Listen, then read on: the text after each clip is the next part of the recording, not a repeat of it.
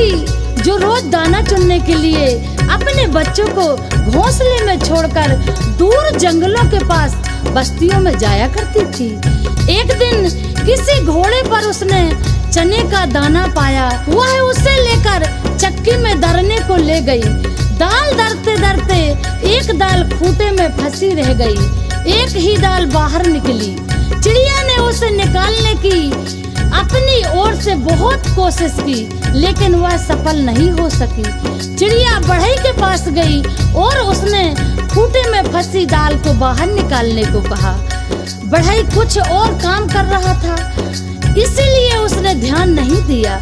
चिड़िया ने उससे बहुत मिन्नत की और उससे क्या कहा, बढ़ई बढ़ई खूंटा चीरे, खूंटा में मुर्दालवा, का खाऊं का पीऊं, काले के परदेस जाऊं।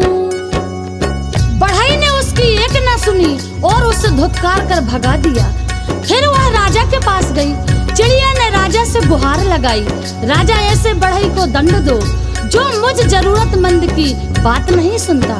राजा राजा बढ़ई दंडो, बढ़ई ना खूंटा चीर, खूंटा में मुर्दालवा, का खाऊं का पीऊं, काले के परदेस जाऊं।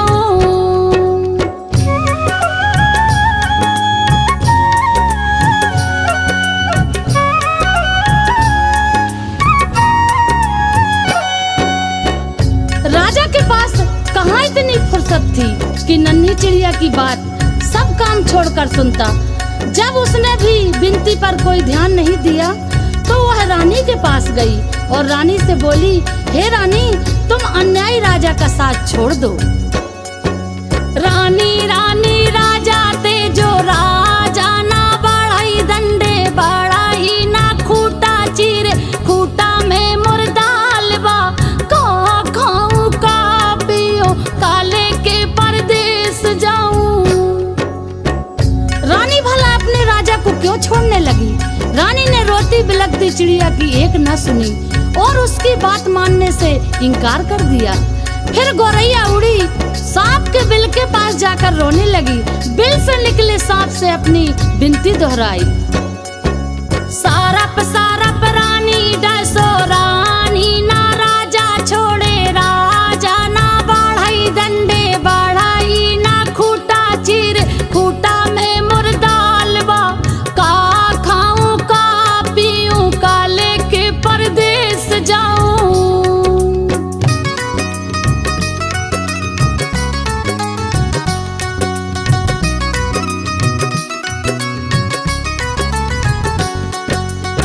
उसने अपनी राम कहानी सुनाकर विषैले सांप से कहा कि तुम जाकर उस रानी को डसो जो गरीब की गुहार नहीं सुनती, जो रानी सब कुछ जानकर भी राजा से न्याय नहीं दिला सकी और ना ही राजा को छोड़ सकी।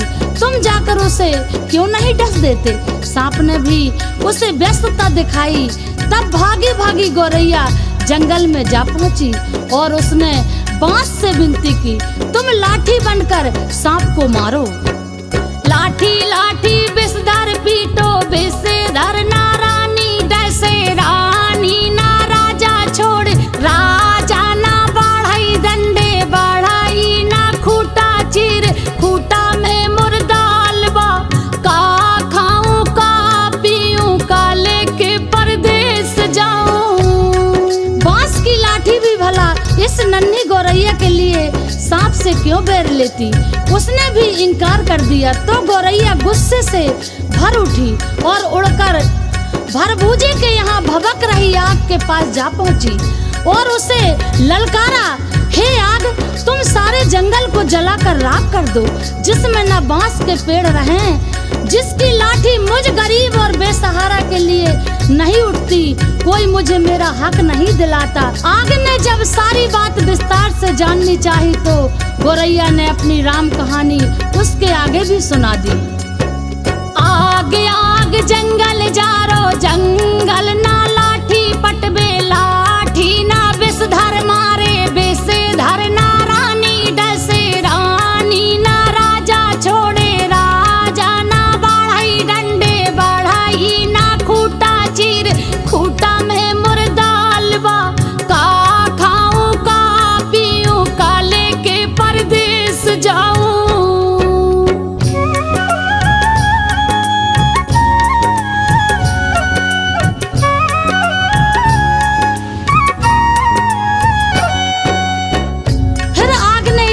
छोटी सी बात के लिए गोरैया की बात मानकर पूरे जंगल को जलाना ठीक नहीं समझा और जंगल को जलाने से इनकार कर दिया। तो गोरैया बहुत दुखी हुई, लेकिन निराश नहीं। वह सागर के पास पहुंची और उसे पूरी बात सुनाकर आरजू की। सागर सागर आग बुझाओ, आगे ना जंगल जा रे, जंगल ना लाठी पटबे, लाठी ना विषधर मारे, विषधर ना रानी डसे, रानी ना राजा के जे, राजा ना बढ़ाई डंडे, बढ़ाई ना खूटा चीर, खूटा में मुर्दालबा, का खाऊं का पीऊं का लेके परदेस जाऊं। विशाल सागर भला गोरैया की इस गुहार को क्यों सुनता। वह अपनी मस्ती में हंसता हुआ गुजरता रहा और गोरैया उसके किनारे अपना सिर पीटती रही। सुबह से शाम होने को आई और गोरैया को जब यहाँ भी न्याय नहीं मिला तो वह हाथी के पास पहुँची। हाथी से जाकर विनय की, तुम मुझे न्याय दिलवाओ, उस समुद्र को सौंप लो जो मुझ दुखियारी की हंसी उड़ाता है। बलवान होते हुए भी अन्याय के विरुद्ध खड़ा नहीं होता। जानते हो हमारे साथ क्या गुजरी है। और वह गागा कर पूरी व्यथा कथा हाथी को सुनाने लगी। हाथी हाथी सागर सो को, सागर ना आग बुझाए, आगे ना जंगल जा रे, जंगल ना लाठी पटबे, लाठी ना विषधर मारे, विषधर ना रानी डसे, रानी ना राजा छोड़े, राजा ना बढ़ाई डंडे, बढ़ाई ना खूटा चीर, खूटा में मुर्दालबा, का खाऊं का पीऊं का लेके परदेस जाऊं।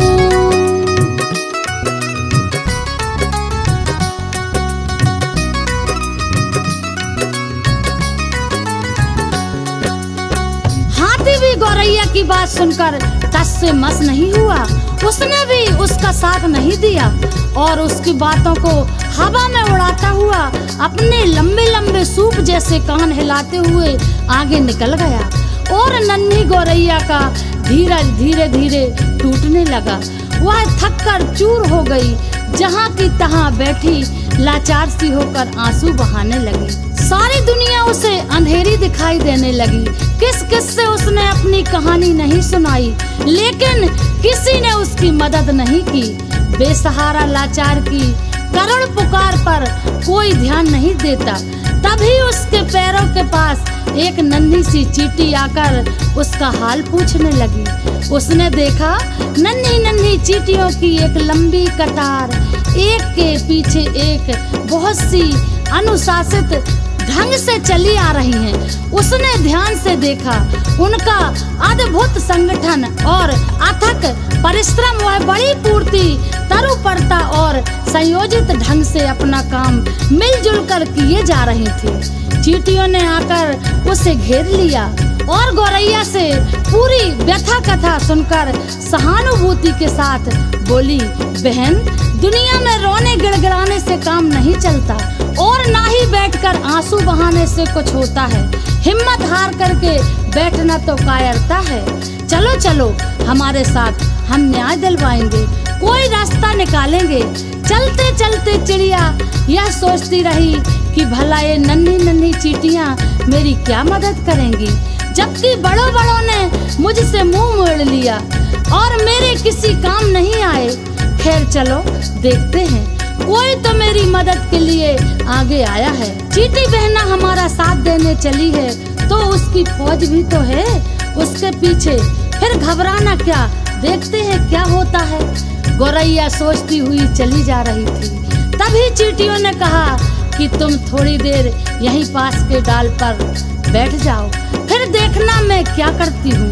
कैसे पहाड़ जैसे हाथी मेरे इशारों में नाचता है और तुम्हारे काम के लिए दौड़ा दौड़ा समुद्र के पास जाता है।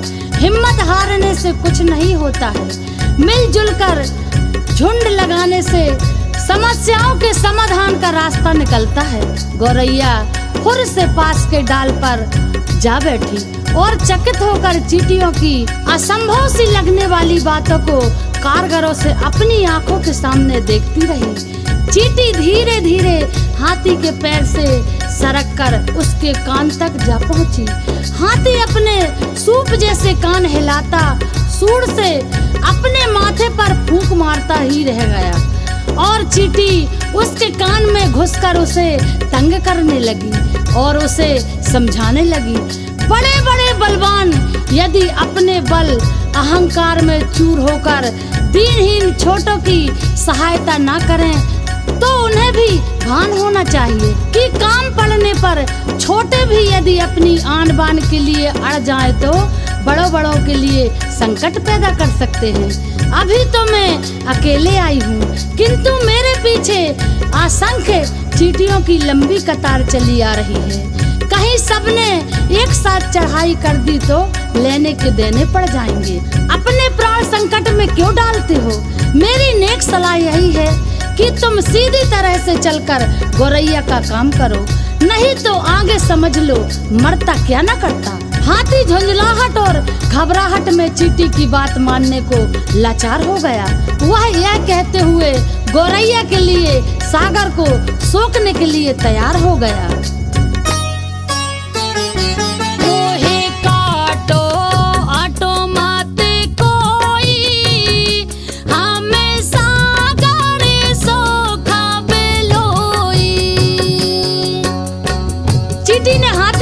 छोड़ दिया और गौरैया उसे धन्यवाद देते हुए हाथी के पीछे पीछे उड़ती वापस सागर की ओर लौटी। हाथी जैसे ही सागर के पास उसे सोखने के लिए पहुंचा तो सागर हाथ जोड़कर क्या बोला? मोहे सोखो ओको माते कोई, हमें आगे बुझाए बेलोई। सागर जब अपने तटों को छोड़कर आग बुझाने के लिए उमड़ा, आग ने थर-थर कांपते हुए सागर से क्या बोला? मोहे बुझाओ बुझाओ मत कोई, हमें जंगल जा रहा बेलोई। आग जंगल को जलाने के लिए बढ़ी, गौरैया भी साथ में चली आ रही थी। यह जानकर जंगल ने भी वादा किया, मैं लाठी को सांप मारने के लिए तुरंत भेजता हूँ, लेकिन मुझे जलाकर राख मत करो। मोहे जारो आरो मत कोई, हमें सारा पे मारा बेलोई।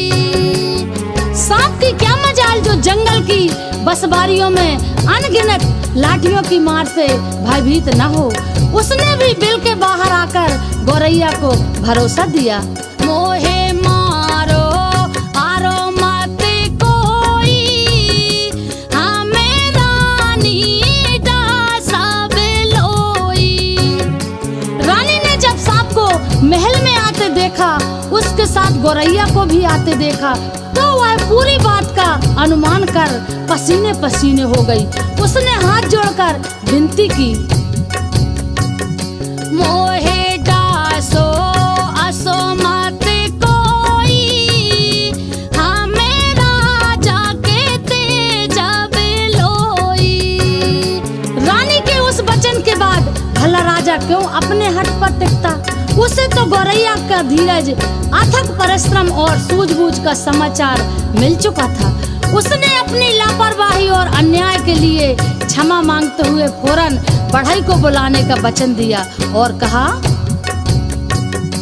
मोहे तेजो एजो मत कोई, आबे बढ़ाई के दंडा बेलोई। फिर क्या? बढ़ई ने राजा के सामने आके गौरैया की बात न मानने का अपराध कबूल किया और थर-थर कांपते हुए राजा से गिड़गिड़ाकर विनती की, क्या? मोहे दंडो अंडो मत कोई, आबे खूटा के चीरा बेलोई। आखिर गौरैया को चाहिए ही क्या था? उस चक्की के खूटे के पास पहुंची जिसमें चने की दाल फंसी हुई थी। बढ़ई ने खूटे की दाल निकालकर दी और गौरैया उसे अपनी चोंच में लेकर अपने घोंसले में जा पहुंची, जहां उसके नन्हे नन्हे बच्चे वह जब से गई थी उसकी राह में आंखें बिछाए भूखे प्यासे बैठे थे। बच्चों ने चहचहाकर उसका स्वागत किया और वह अपनी चोंच से चने का दाना अपने बच्चों को खिलाने लगी और गुनगुना कर के पूरी कहानी सुनाने लगी कि कैसे उसने अपनी हिम्मत से काम लिया। बड़ों बड़ों ने उसकी बात मानकर उसकी मदद की, लेकिन जब वह केवल रो गिड़गिड़ा रही थी तो किसी ने उसकी बातों पर ध्यान नहीं दिया। मदद के लिए आगे आई तो वो चींटियां जिसकी संगठित सेना के सामने हाथी भी लाचार हो गया। सच ही कहा गया है, सब उसी की मदद करते हैं जो स्वयं अपनी मदद करना जानता है।